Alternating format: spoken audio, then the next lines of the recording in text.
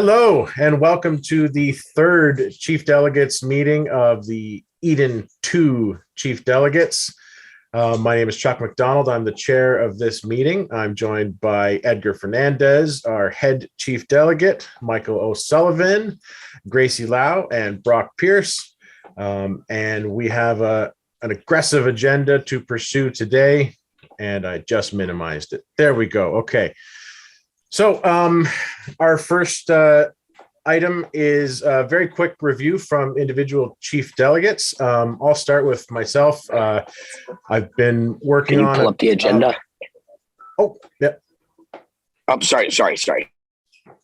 Okay, no problem. So just very briefly, I'm working on a couple of projects, and the most significant one for me right now is I've started a speaking tour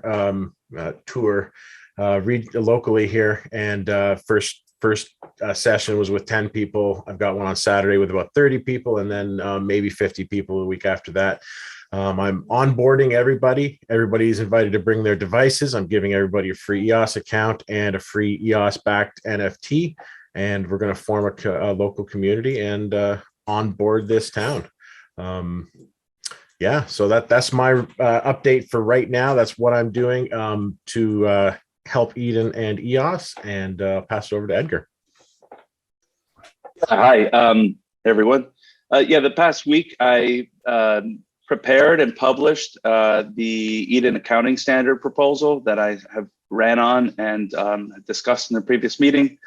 Also discussed with the previous chief delegates, what the plan was around their bylaws, what scoping was done, what work was done, and some ideas that have floated around there in order to figure out what the best technical approach is to those changes. And I think we'll be discussing that in the first item on the agenda, but also intend to nominate a group for for leading this kind of technical endeavor that we have in front of us. Thank you.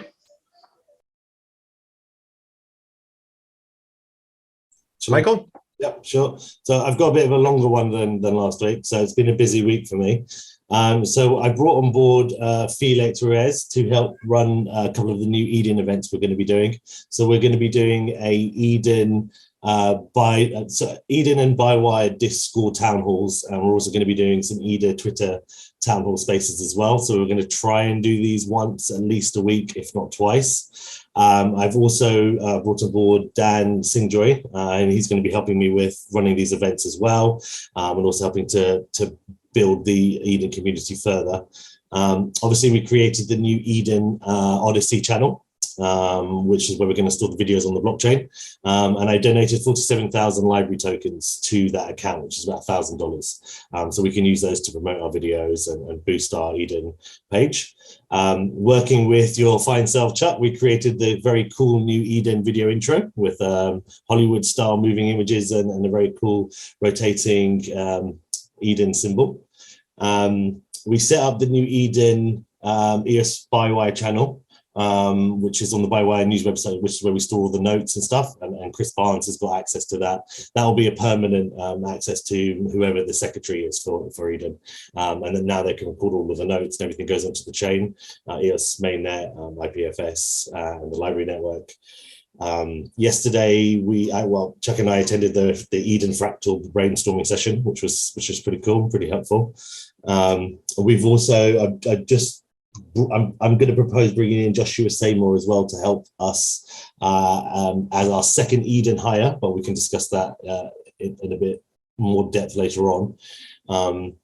I propose change. Well, I would like to not build something called the Eden Civil Service, which is, I think, what we were describing before. But I think civil being the wrong word here. I think we want an Eden member service. So we focus on, serving our members rather than the general civil population. And my mindset, I think that should be our number one priority, serving the Eden members, because they're the ones who elected us, and obviously funded the whole project. Yeah, so in my role as press and communication secretary, I've set up a new process. So after each one of our meetings, one of the Bylaw team will write a press release highlighting all of the decisions we made, all of the important votes and stuff like that. And then we'll circulate that with all the journalists, crypto news publications, and start to hopefully get some interest and some traction from those guys and get them covering the fact that EOS has a new governance system. I've set up an Eden Trello board and I've begun recording all of the discussions and events. And that's something that I would like Joshua to help me with. I spent about 4 or 5 hours doing it yesterday. I think there's a lot of good discussions on all of the various groups. I don't want to miss some of the great points. Things tend to get said and then just forgotten about, especially on Telegram. So I want to try and create a system where we don't lose good information and good ideas. I've also been trying to track down the social media accounts from the previous CDs, which has not been the easiest of tasks, but I have made some progress. I'm on a private group with Annabelle from Fractally. Unfortunately, she hasn't responded yet. She is in charge of the Twitter and the YouTube accounts, and I believe the Genesis keys as well. Although I had an in-depth discussion with Roland yesterday, Randall yesterday regarding this, which was really interesting. And I think there's going to be some progression on that front soon. But obviously EOS support are quite keen to help manage that side of things as well. So yeah, that's me for this week. Thanks, Michael. Gracie? Hi. Last week, I'm focusing on the official deploy of EDM Chinese, and then we might finish within this week. And during the test of EDM, Chinese EDM system, we also try to change both the new member feeds and the time of the election. And it seems not a very big problem, and everything went well. But we did not try to change the budget for the delegates yet, as EDM Chinese does not need to adjust that. We can't like spend too much time on it. But after we deploy the system, we might have time to try that too. So I kind of feel confident to ratify the bylaw now, even with those few rules that we are discussing. And for the Chinese community, if the EDM Chinese system works without problem, we will start working on the test system. And we will try to run the test system off-chain first, and then to test the process. And that's it. Thank you. Thanks, Gracie. Brock?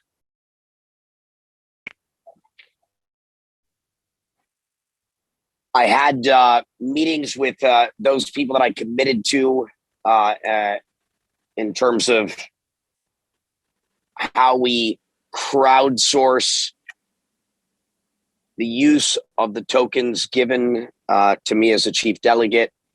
As part of that, we made our first contributions to the Pomelo round, and we made those grants. We are now in discussions of discussing what comes next. Thank you, sir. We are on to item 1 of the agenda, creation of the Eden Technical Sphere or office or whatever we're going to call it. So this is the rationale behind this is to create the means that we can implement our bylaw changes. We need to discuss this before we can actually ratify the changes. So there was discussion about this. I posted a draft posting for technical lead role. We've been discussing it, but I just wanted to open it up now for discussion. I'll kick that off. One question I have, actually, Gracie, do you know if that Eden, the Chinese version of Eden, you guys running that on a test net or testing it in a sort of development environment where you had those changes kind of implemented before it was pushed to mainnet in a sense? Yes, we already have 3 rounds of tests, and then the first round is on the jungle, and then the next 2 rounds it's now on the mainnet on different kind of account. And then if you want to see, I can send it in the Telegram group later.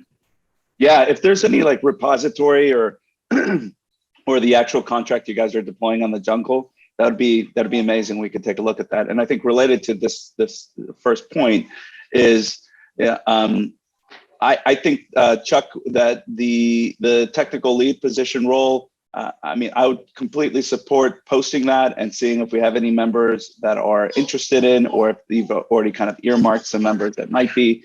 I would like to nominate Edenia as part of that, or as a technical lead. It's not really a person; it's more of a dev shop entirely, and put that in play, right? And so, you know, I would either give that a week or 2 weeks to see who else wants to kind of come into the game here. But I would nominate our dev shop to take on that role with the goal of implementing this accounting standard that I ran on, that we'll touch on point 3, but B, also analyzing, scoping those changes, working with, I think, the team in China to see how we can implement these variables. And it might be, as Gracie mentioned, not as complicated as we think. And if that's the case, well, it should be simple and cheap to do it. And I would be the one using my delegate funds to retain Edenia in that position, at least for these 2 goals. One, implementing the accounting standard, which would be the budget allocated for me from April 9th, and include the, I would say, the scoping of, not necessarily the implementation until we know what it is, of the bylaw changes. Okay, that sounds great. So maybe when we're offline after this meeting, we can really quickly go through that job posting, or the posting for the technical lead role, and we can publish that immediately after this, and then have the open invitation out for members, Eden members. This is specifically for Eden members to apply for at this point, I would say, and then we can maybe decide on that role at the next meeting. Does that make sense to everybody? Yep. I was just going to suggest. If we put ourselves forward for any roles, which I think we all should do, perhaps that person should recuse themselves for voting, or from voting on who should we should hire. Yep, that makes sense. Or we can just assume that they vote for themselves, like you get automatic upvote on Reddit or whatever. Now, another part of that is the basically the creation of a more permanent sphere, a circle or an office. A lot of people have been talking about different ways to think about a civil service or a persistent body of workers in Eden. And I think we can all agree that the technical sphere is probably the most pressing right now. We need to address it right now. Is probably one that we need to create immediately.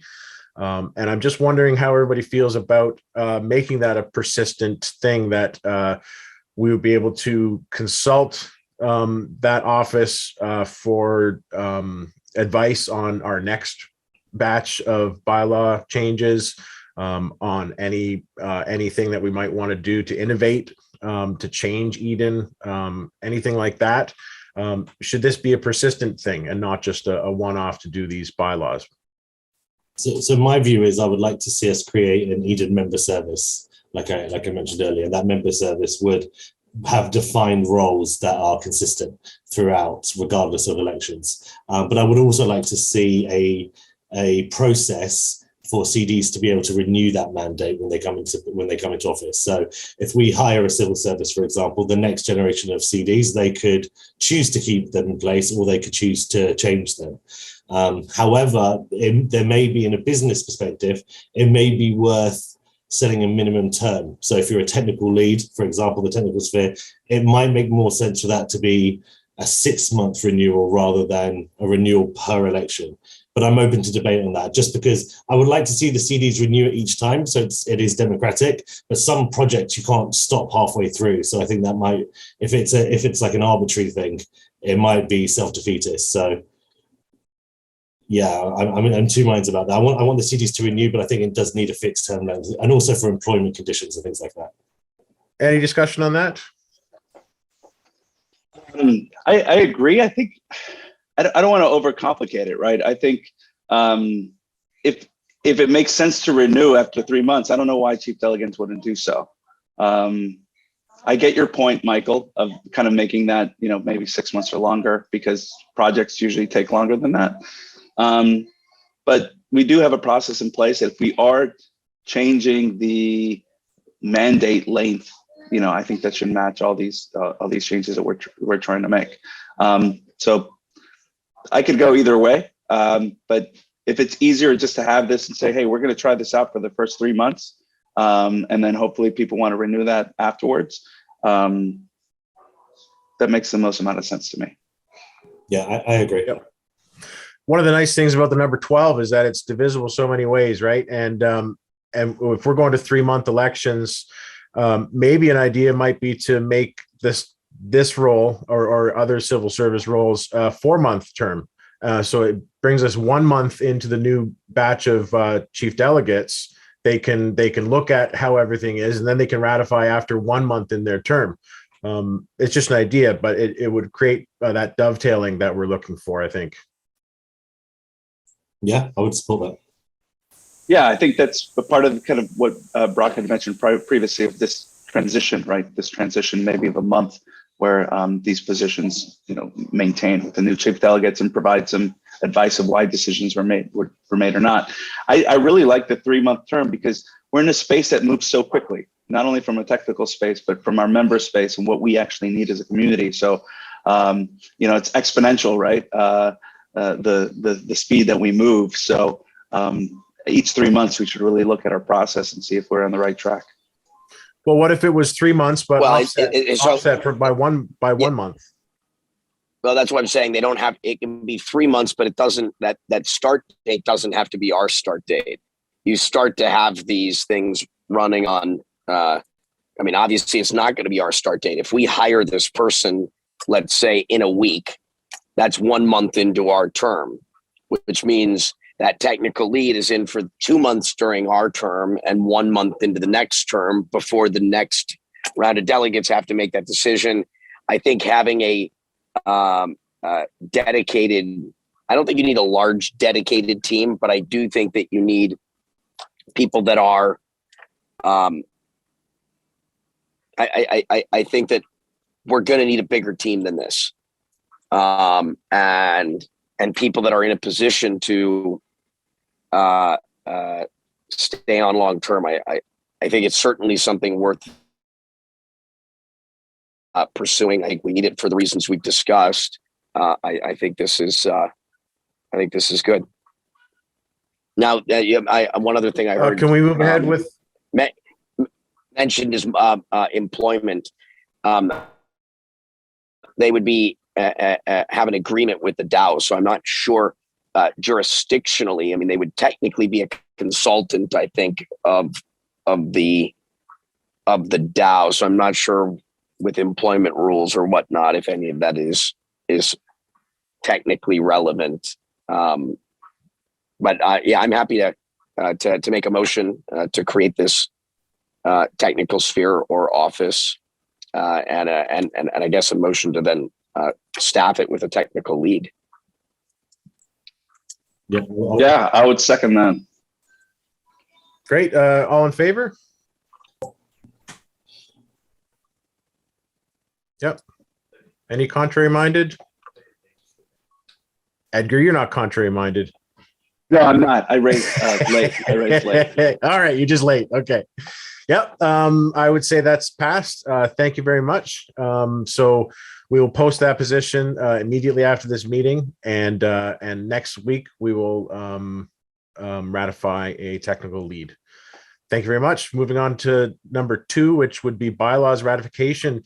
We had a long discussion on this, and I think we might be ready for it now, folks, because we're basically making the moves towards this. But should we wait until we have a proper scope from the technical committee? I think we should, and I've completely done a 180 here because of what Edgar said last week. I was 100% wanting to ratify these, but Edgar made such a great argument that actually figuring this out, making sure we have the finances in place is just has to be done before we do that. But I think we've all agreed that regardless, the elections are happening on the original schedule. We are, and we will ratify. So I think let's get this out there. Let's get these costings and let's make sure everyone agrees on how we implement, and then we just implement. So I say delay this week, but realistically, we are doing this 100%. Yep. Yeah, I'd like to get Gracie's opinion on this right already, because she's already kind of taken a look at this. But I would agree with you, Michael, and hope, I don't know what you guys think of this, but before May 9th, which is the second kind of claim of funds, that we actually move on this. That means that we would have already a budget in place, a scope in place, a ratified, and a team in place to actually implement those changes. So May 9th is the next time we can claim funds. I would move that we don't claim funds unless we've got this kind of set and ready to go. It's really good. I love that.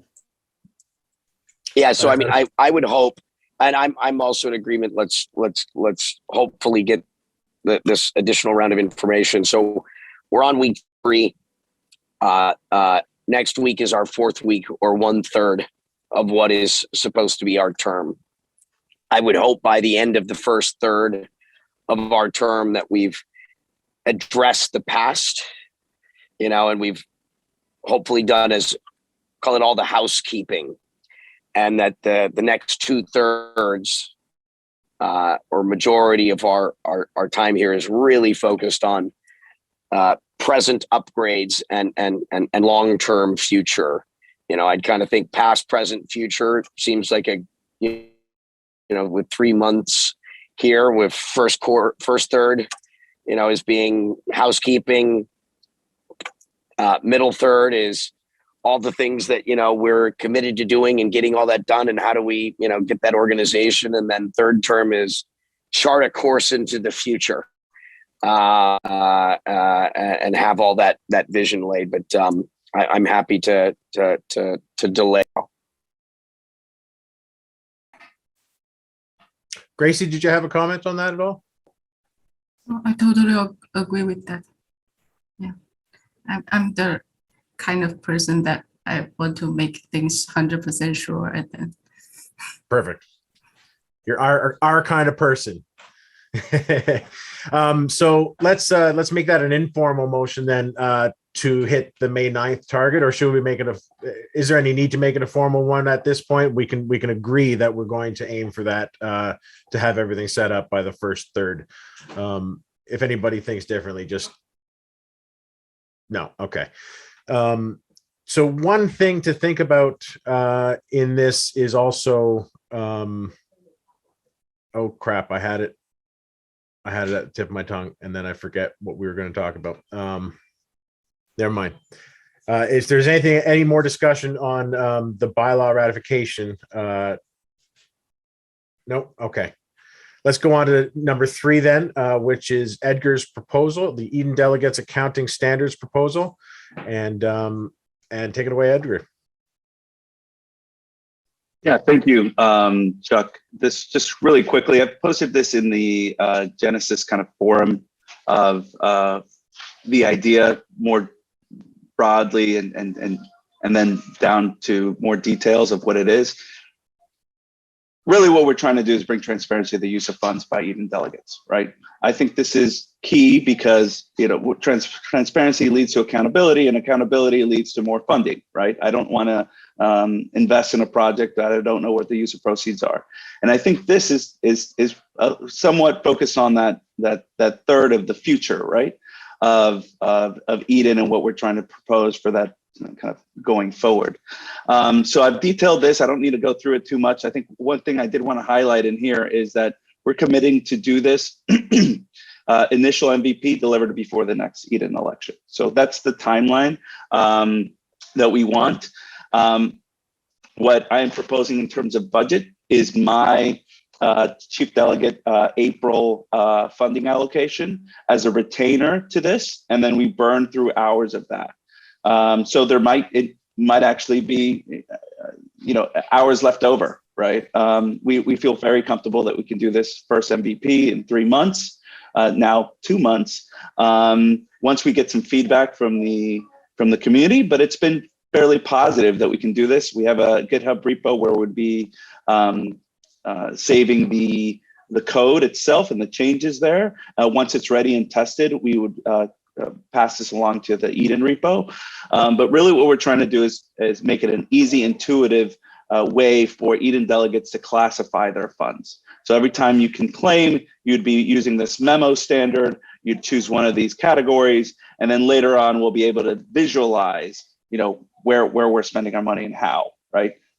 Clearly there's some opportunity for abuse, right? I mean, bad data in is going to equal to bad data out. But, seeing that we've all agreed to the peace treaty and the bylaws, and really that we have a community based on trust, this is just a tool, not really a magic wand that's going to make everybody truthful, right? Really what I like to see is a visualization, and I think that's going to be really cool to see in the next 3 months. So this is what I ran on. This is what I want to use my funding on. I feel like I have a mandate to do so, considering that that's what I ran on and I was elected on. We have a team to execute on it, and unless we have any negative feedback from the community, this is what I'll be spending our time. So to kind of go through these points, timeline before the next election, that's what I'm committed to.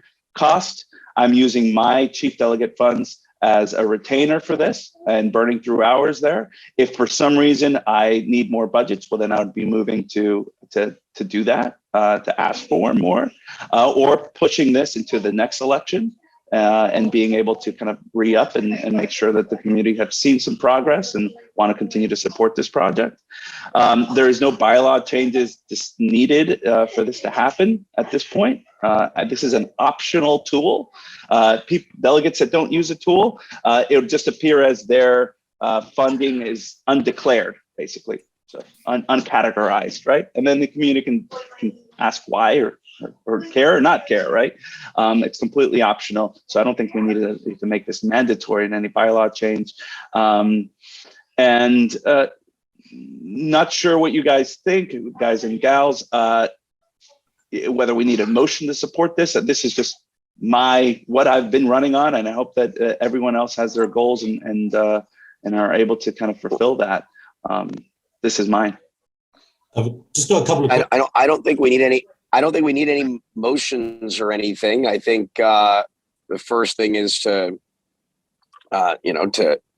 get people to voluntarily, I think, use it and make decisions from there. I would think the first thing is not to compel, but to get people to consent and volunteer to use it, at least initially. I think if ever we're going to mandate something, it should be once it's proven to its efficacy and that it belongs. But I'm not sure. Any other thoughts? I just have a couple of questions, Edgar, and I think you kind of answered them anyway. But the first one would just be, once it's finished, who will own the code and the IP? And then the second question would just be, when you say you're using your Eden CD funds, are you talking about your head CD funds? And is that the budget that's going to be for the rest of the term?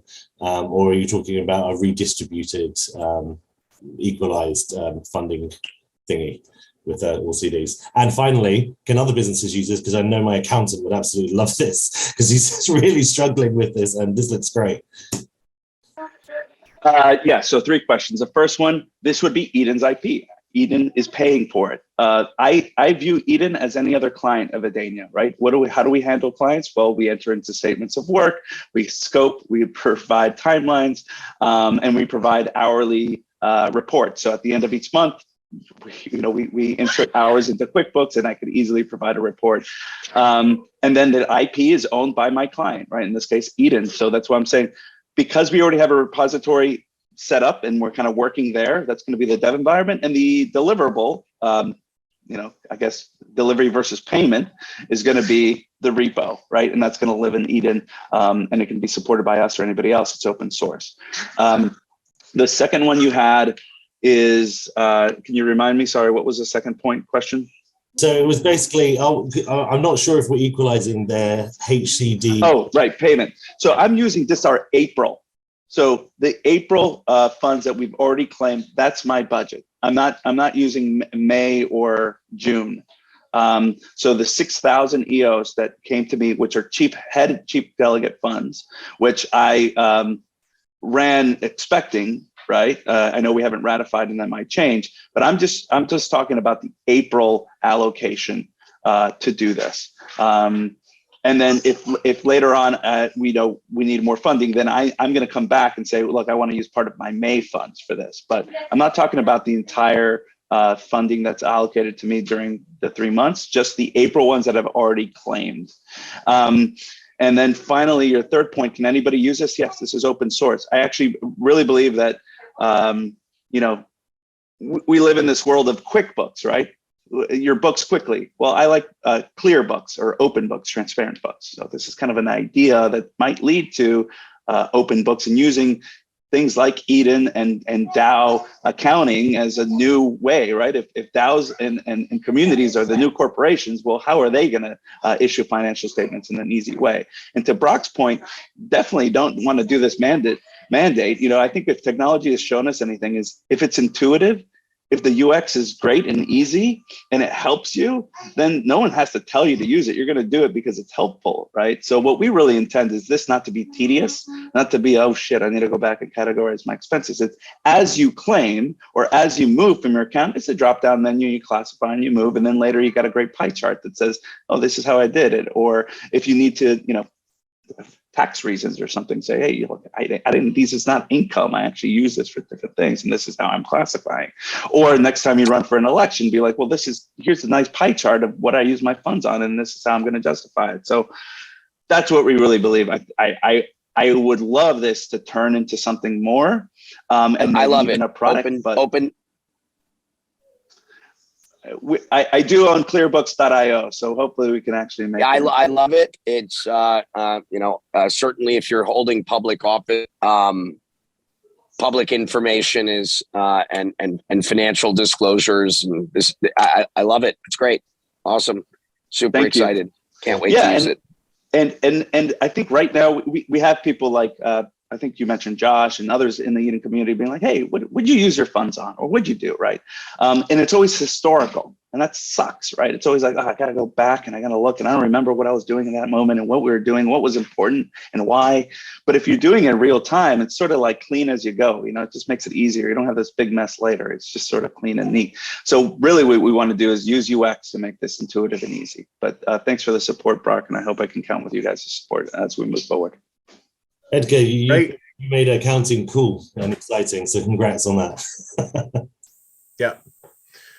I remember now what I forgot, and it was going up to the bylaw implementation. After we ratify the bylaws, should we have a way to, for example, if a new member comes on and we've ratified the bylaws, should they be paying 10 EOS and then get a 7 EOS rebate after they're implemented, for example? Is that something that we can institute? Or when the chief delegate, budgets are realigned and they're not coded yet, are we going to manage these things manually, or what does everybody think about that? Instituting the spirit of the bylaws before the code where possible.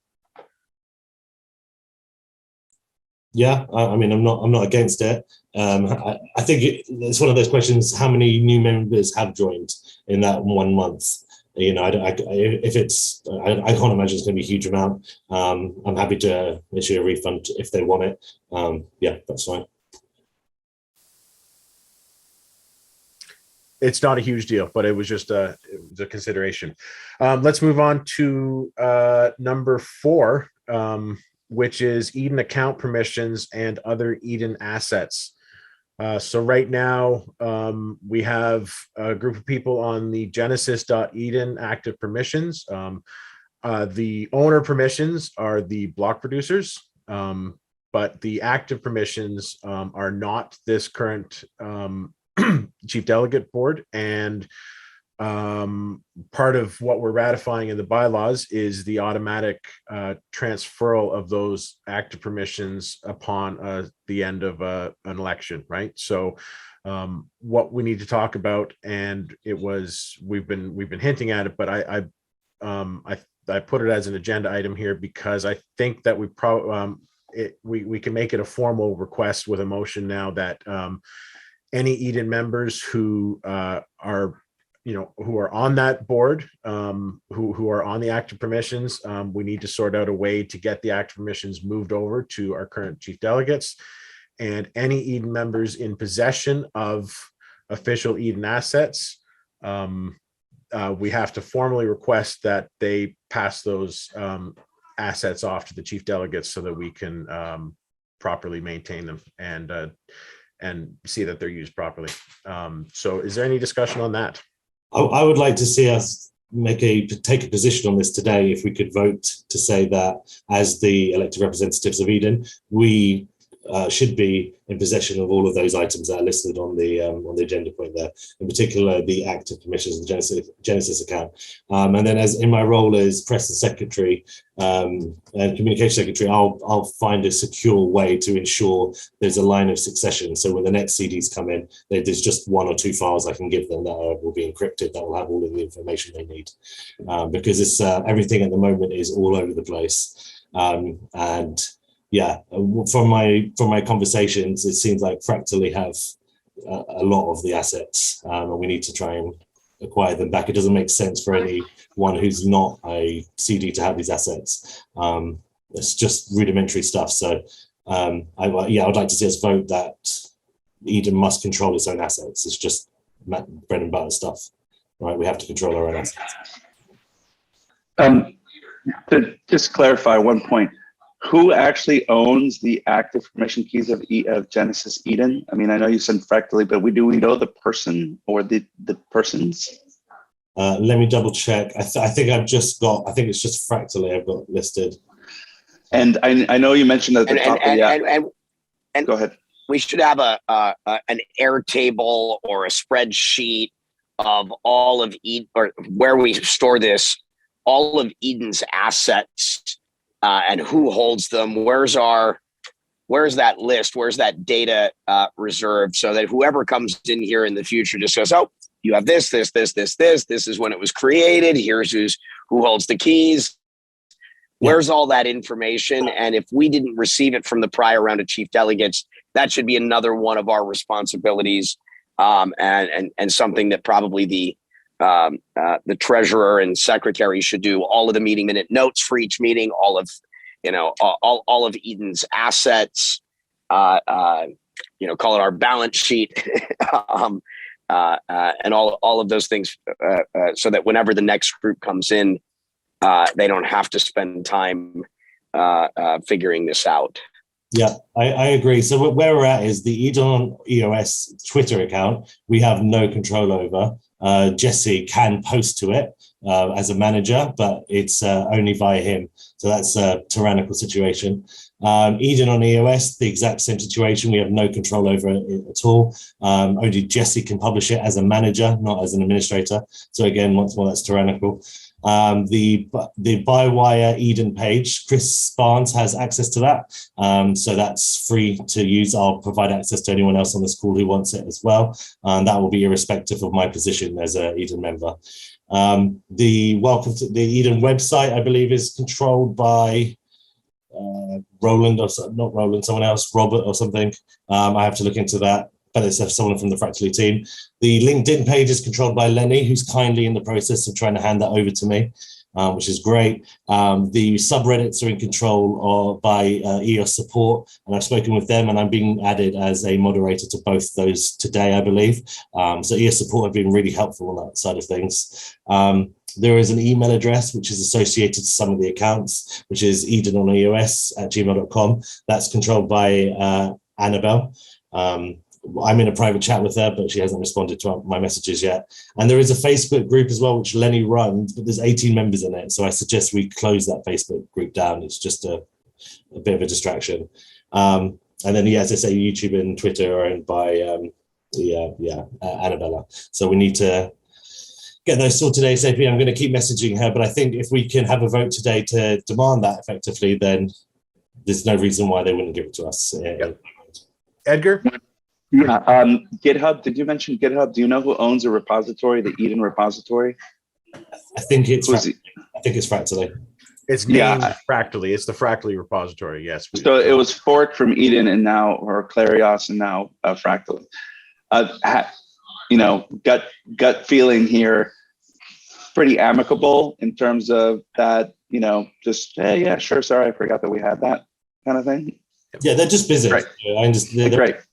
They're Yeah, really- that's what that's what I assumed. I just wanted But I to think check. if we just vote, then we can make it official. Then we say, look, this is our position. Please make it happen, guys. And I'm sure that'll be fine. Would anybody Yeah, like to I- make that motion? Yeah, I would second that motion. Yes. Okay, all in favor of stating that? In favor. Contrary minded? Yep, unit. Great. Thank you very much. Fabulous. Moving right along, we're talking about instantiating Eden Technical as our first sort of circle or office or sphere or whatever we're going to call it. Civil service is a little bit of an old term, but it's the right idea, I think. So we're thinking next about what other circles or spheres Eden is going to need. And Michael and I have been discussing it, and probably the first critical pain point is community engagement and recruitment, rewards for community members. Eden utilizing its membership, the members who have not made it through the election process, for example, there's all sorts of talent out there. And there's people who want to belong to this and feel like they belong, but just because they haven't made it through the election successfully, Eden doesn't have anything for them, right? So one of the ways that I've been thinking about community engagement is just providing NFTs like all the time. NFTs for a lot of different things in Eden. Rewards for taking part in elections is probably the first concern. I would love to see some EOS-backed NFTs given away as rewards for when people sit down and do an election. When they take part in an election, people should be rewarded just with a little token, like a little NFT that's worth 1 EOS. Give it to everybody who's in the election. That's an idea, but we run down this list: community engagement and recruitment, communication sphere, business development sphere, analytics. Like as Edgar has pointed out, it's so nice to be able to visualize our numbers and our reach. And analytics is something that would it might be its own committee or its own sphere, or it might be part of everything else, but it's something that everybody would be able to use. That's why I'm sort of putting it as its own thing. Also, NFTs and NTTs, non-transferable tokens, which would be badges, like merit badges for Eden members, appreciation badges, or you showed up to an election, here you go, that kind of thing. I strongly feel that an NFT publishing house is in Eden's future. And I think it makes sense for us to start publishing NFTs under our name and giving them to our members, selling them on the market, just seeing what we can do by pushing NFTs, commissioning good art, all that kind of stuff is all possible within our membership. We have a very strong talent base. Another sphere might be a bylaws committee. So investigating what our ideas are for the future and how we can implement them. So if anybody has any discussion on that at all, take over. So I mean, yeah, these are all awesome ideas, Chuck. I back all of them. I think my view on it is we would create something called the Eden Member Service. As we were saying earlier, these are paid positions. Maybe they can start off voluntary, but then we can move into a paid service before. I like the idea of the staggering approach, so 3-month terms, but 1 month after the CD starts. So that solves the continuity issue. But I think we need to really figure out what it is we need more than anything, and then bring those people in to do it. And I agree that we should, where possible, only hire Eden members. That won't be possible in every situation, probably, but I think that should be the priority, because maybe it should be a prerequisite. You can only work if you are a member, because that would then incentivize people to become members. But I think we've got the technical lead or the CTO. That's a role. Obviously, the treasurer and the secretary, communications. That's another role as well. I think these should be permanent roles, and I also think delegates can apply to be permanent roles if they so wish to as well. And I don't see why a delegate being a permanent member would be a problem. And to that end, I would like to bring in Joshua Seymour to help us with our organization and project management. As I was saying at the beginning of the call, I've spent a huge amount of time going through all the messages, all the notes and everything like that, and turning those into tasks and having some support in that, I think would add a lot of processes to what we're doing and help simplify everything we're doing, and take also some of the pressure off us in terms of, writing up process guides or whatever, and allowing us to actually be delegates and to actually conceive emotions and to have a vision and things like that. So that's my 2 cents. But I think the primary focus of these should be the maintenance and the continuity of Eden, but also the growth of Eden membership, because that is the most important element in my mind, growing the membership.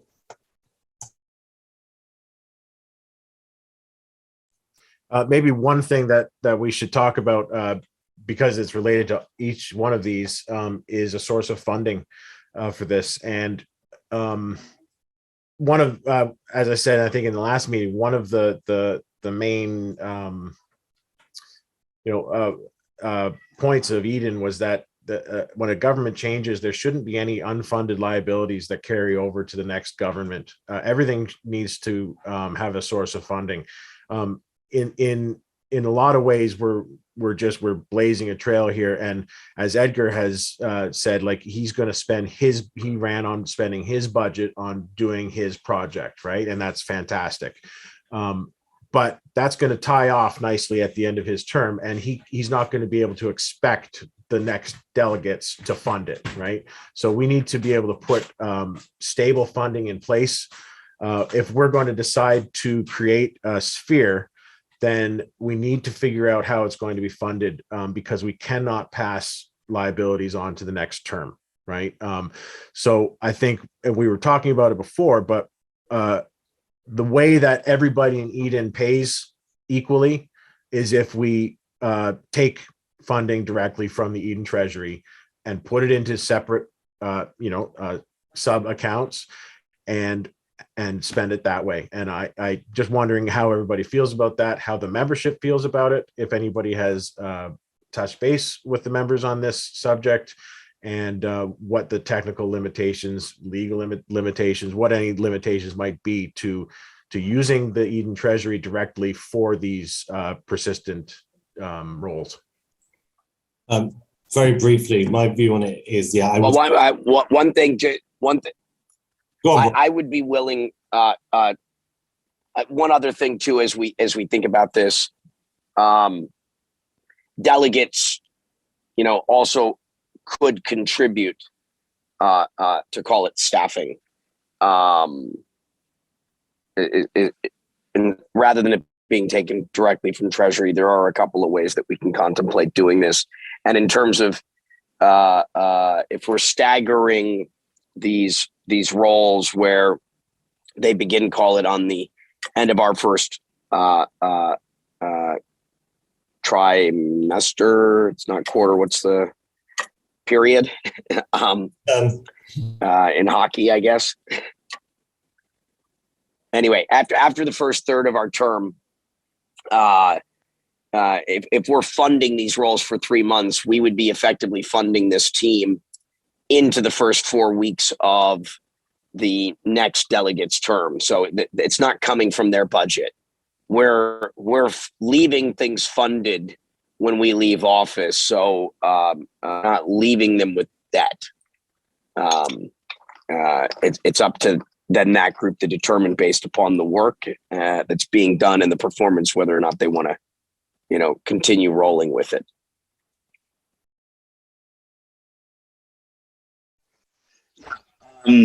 My thoughts on this is, I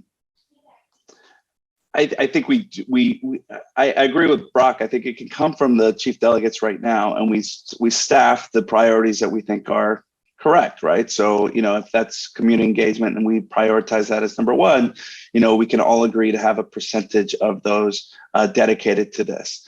I get your point, Chuck, of saying, well, then I'm not going to be able to execute the project that I ran on, right? Because now I have funds that are necessarily not allocated towards that project.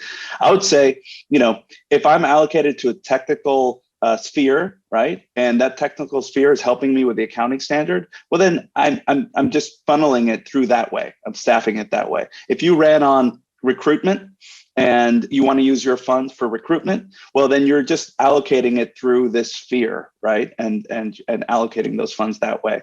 I'm hesitant to just kind of access the treasury and then fund a sub account, mainly because that's like access to the honeypot.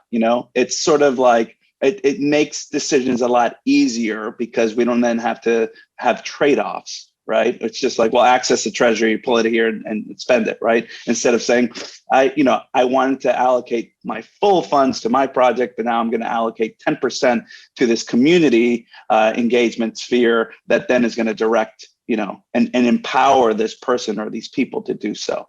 So I would say, yeah, I like this idea. I think we need it. We need it. I think in the next meeting, maybe we prioritize what we start with, like we did with the technical one. Maybe recruitment is one of those. And then we decide, well, how much money should we allocate and kind of earmark for this? But I would shy away at this point, maybe further down the line that changes, but from just, pulling funds from the treasury and funding this to perpetuity. I agree with that, and we're at the trial level right now. We're at if we have an idea, we can't just reach into that honeypot and execute the idea, unless for example, like I would be fully in favor of Treasury funding Eden bylaw upgrades, right?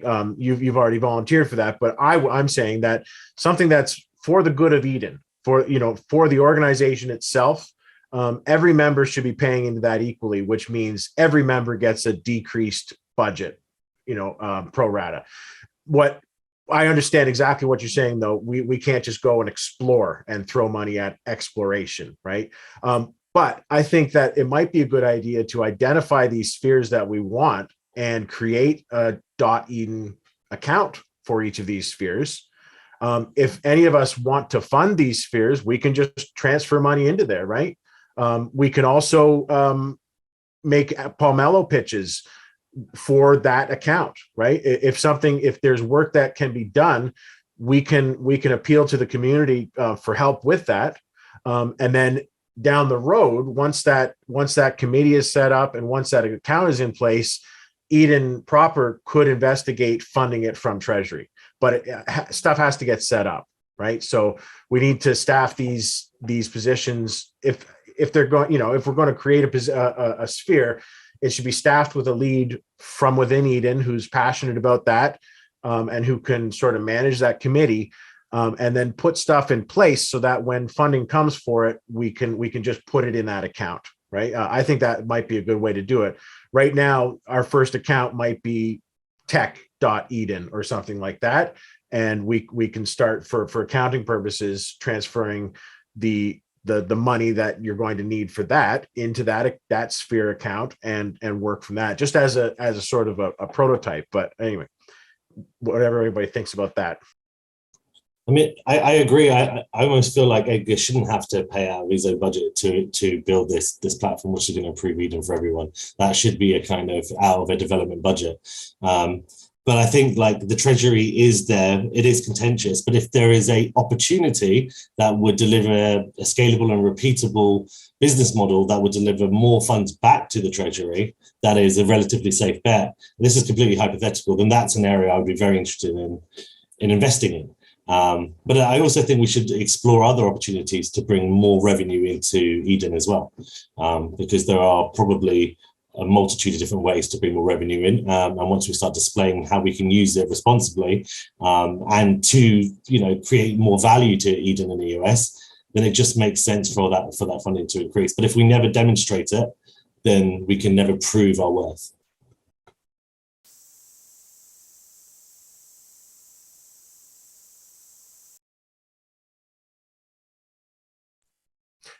Yeah, just I'm with Michael, where community engagement is one of our primary concerns right now. We don't have any, organizational clout or strength or anything without a strong community. And if we can get our community built up and engaged and find out what everybody's strengths are and get our members working together and reward our members for what they've already done and for what they're doing right now, I could see us, just as an example, as a test of this whole process, creating an account for community engagement and funding it from Treasury and asking, inviting people to come and figure out how we can distribute that. Not just giving money to our members, but finding a way to create incentives that will persist, building structures that will reward our members over time.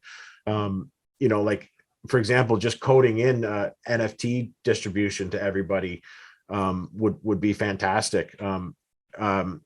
There are all sorts of other ways that we can appreciate our members, but I think that we can dedicate funding to certain things because, it's an example of us moving on it, right? We've got this treasury that we're drawing down at 5% a month, and it's a very, very conservative, if we're not going to use it, we're not going to be funded again, right? Yeah, we will be funded again, but we have to prove that we have a vision for using it, right? So if we can start to develop these spheres and just talk about potential uses for resources, right? That's the first thing. So we can build these spheres and then ask people for ideas on how funding might be used, right? And then maybe we can develop reports on that and get some requests going, and then we can investigate that rather than throwing a lump sum at a blank committee, and then saying just spend this. But if the committees could come up with proposals on things, bring them to the CDs, and we can fund them, right? And then they can become a persistent category of expense for Eden. I think, in the interest of time here that we're kind of getting to the hour, I agree. I think, but we should do it piecemeal, right? We just did the tech committee. We identified that we need someone there. We identified that it's going to need funding. We can stop that gap for right now. I think for the next meeting, let's pick one of these. I mean, Chuck and Michael, I'm not sure who's bringing this kind of civil service. Michael, you mentioned member service, but let's pick one of these categories, right? And that's going to be the next one, right? We don't need to pick all of them, create all of them, and then start getting ideas. Let's pick number one, right? For example, recruitment is on here, number one, right? Where you can call that community engagement or a social chair or whatever you want to call it, right? But I think we pick one. We discuss it next week, and we analyze whether we want a motion and then create it and then fund it and staff it. And then we can move on to the next one, right? But that way kind of we continue to make progress and realize, this is much more important than the other, right? I think these are all great ideas, but we need to prioritize what's the best idea to move on forward with right now. And to your point, I think acknowledgement is correct, acknowledging members and people's time, but the best acknowledgement is functionality. The best acknowledgement is what my Eden membership gives me and the value that I have, not just an NFT that says, yeah, I'm a member. That's fine and dandy, but it's great to say, well, look, now I have a career path. I have experience. I have a training module. I have a governance experience. I have benefits in using certain dApps or apps in the ecosystem because I am an Eden member. That's real value more than an NFT. So I agree, acknowledgement is important, but the best acknowledgement is functionality and value.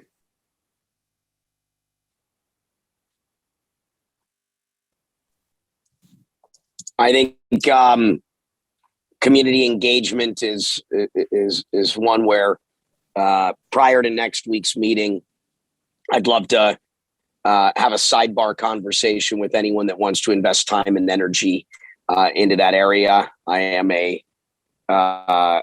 do a lot of community development work in my life, and if that's the area that we want to focus on next. I mean, I think what we do with the number of meetings we've got left, I think let's try and focus on each of these items per week and put them in order. If everyone wants to do community first, let's do that. And I'd like to be involved in those conversations prior to next week with whoever is feels like they're going to lead with this. I mean, I'd be happy to lead with this. This is an area I quite enjoy. Awesome. I would second that. That's great. I think the community engagement's great. I mean, the DAOs right now that are being successful are social clubs with the treasury, right? I mean, Board Aid Yacht Club just opened up a restaurant, right? Friends with Benefits has all sorts of perks for their members. So clearly, you want to play in that and make it valuable to say, hey, this is something not only that is virtual, but in real life, it actually provides a lot of membership. I know it might sound, not insignificant, but sort of trivial. But it's really important, especially when you want to grow the community. So I think that's number one. I would second that. Yeah. Awesome. And I think during our term, when we have the pleasure of having someone like Brock, Brock is someone who can get on TV and get on news, get on Fox News and things like that. So I think we've got to utilize that as best we can, because he's going to go off and be president of the United States in a few months. So we might as well make sure we get the most out of it now. Well, I mean, just a few ideas of things that we should do. We should do a virtual conference, to talk about the things we're doing to engage the community. How do we get the existing members of Eden together? Let's try and do that somewhere in the middle of our term, ideally, certainly before the end of our term. If we want to do something along those lines, we tried to, get together an in-person gathering, which like you did come to down in Puerto Rico. But how do we get the community engaged? Another thing I'd love to know from the chief delegates here, who's willing to speak at conferences? We are not, so Crypto Bahamas is right behind me, which is a conference hosted by FTX and SALT. Who's speaking at these events to make the most active participants in our industry aware of what we're doing? I think, and I can tell you as someone that lives in the center of the space, that, we're not showing up. And so I can help us with that, whether it be me, you. I mean, this is teamwork makes the dream work. Who's willing to show up to these sorts of things, and that might be our biz dev person. But I look forward to this conversation. This is an area where I think I can hopefully add tremendous value to Eden on EOS and EOS in that process, as well as EOS IO. So just on a final note, I've been asked to talk at Davos in a couple of weeks at the Crypto House there. So I'd be very happy to bring up Eden on EOS and really champion it there. It's going to be a large crypto audience. So I'll try and do my best to grab some former presidents and such. Fantastic. Yeah. I'll be there with you. Awesome. So next meeting, same bat time, same bat channel. Is that good for everybody? Well, we can discuss that through the week if it isn't. And the next chair would be Gracie. All right. Awesome. Can't wait. Yeah. Anything else? Anything else to discuss before we bid adieu? No? Okay. Adieu. Adieu. Thank you very much. Adieu. Thanks, everyone.